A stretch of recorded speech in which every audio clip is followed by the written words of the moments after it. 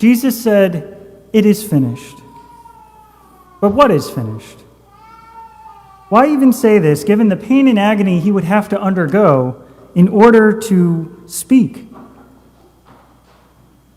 If he was going to try to even breathe, Jesus, in this position on the cross, being crucified, would have to push on the nails in his feet and pull on the nails in his wrists in order to breathe.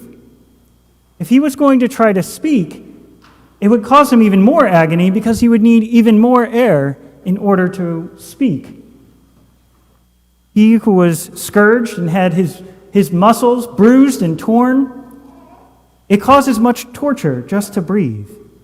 So if he's going to speak then, he must be saying something important. In our gospel passage, immediately after he says, "It is finished," we are told that Jesus, bowing his head, handed over the Spirit. Did he mean simply that his life was finished? Well, probably not. Again, why bother saying that? But, in a way, kind of yes, because his entire life was being made into a gift to God the Father, a gift out of love, not only for the Father, but for all of us, making a gift, one out of perfect charity, a gift so pleasing to God the Father that it made up for more than all of the sins of all of humanity for all time.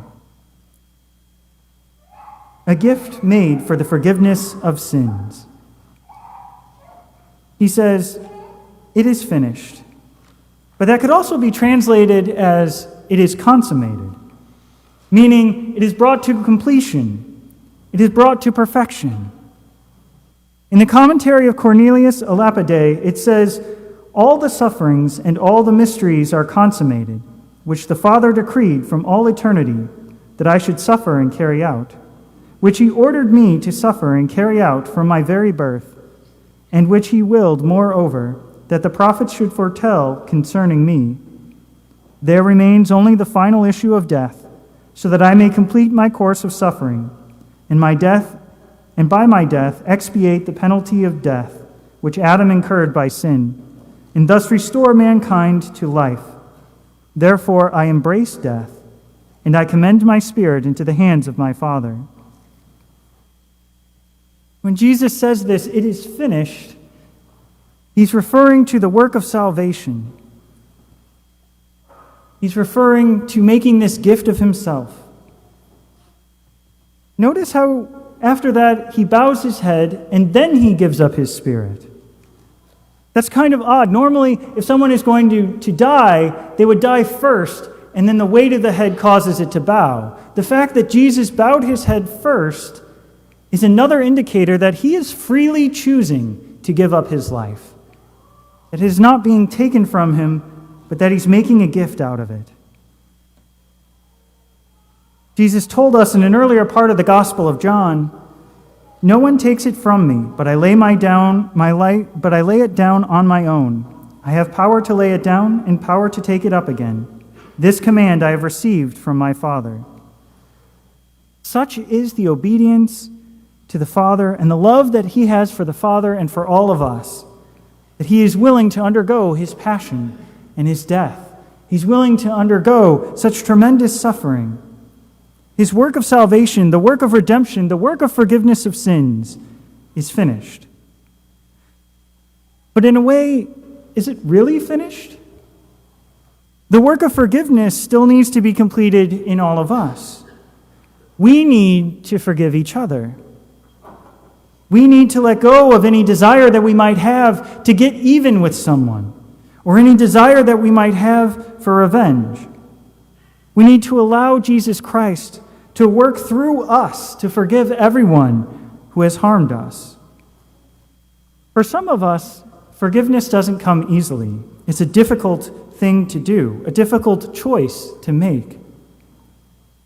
But we can recall the words of Christ to help us in this process, and how Christ took the guilt of our sins and suffered in order to offer forgiveness to all.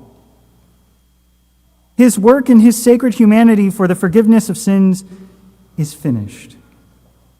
But there is still a need for the work of forgiveness to be done through us. So whenever we struggle with forgiveness, we may have a desire to get even. We may desire to harm someone. So we may desire for someone who harmed us to be ridiculed.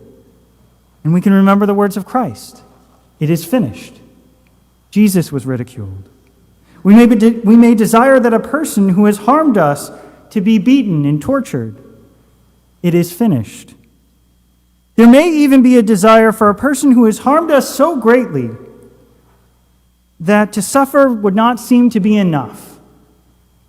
We may be hurt so badly that there could be a desire for such a person to die.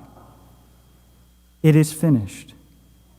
Jesus Christ took the penalty for all human offenses. It is finished. Let his suffering satisfy any desire to get even or any desire for revenge. Let God right the wrong, and let any grudge and any resentment be handed over to God, as Christ was willing to hand over his Spirit. Let the unforgiveness come to an end, and let us choose to forgive everyone.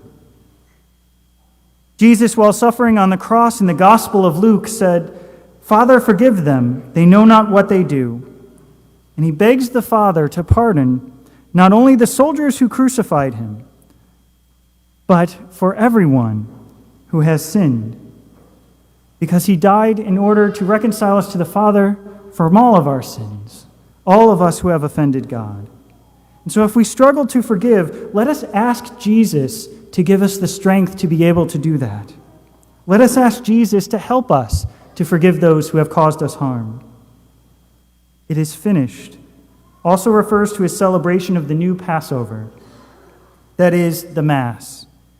Taking the Old Covenant Passover where the angel of death passed over the houses of the Hebrew people, sparing the lives of their firstborn son, Jesus takes that Passover and he has us spared not from physical death, but from eternal death. It is finished, or it is consummated, refers to Jesus Christ making a total gift of himself on the cross. He offered himself to the Father for us, and he offers himself to us as well. Jesus gives his full self to us, body, blood, soul, and divinity in the Eucharist. He is the bridegroom giving himself to his bride, the church. Let us take a moment to forgive anyone we need to forgive and to prepare ourselves to receive the great and awesome gift that is Jesus Christ himself in the most Holy Eucharist.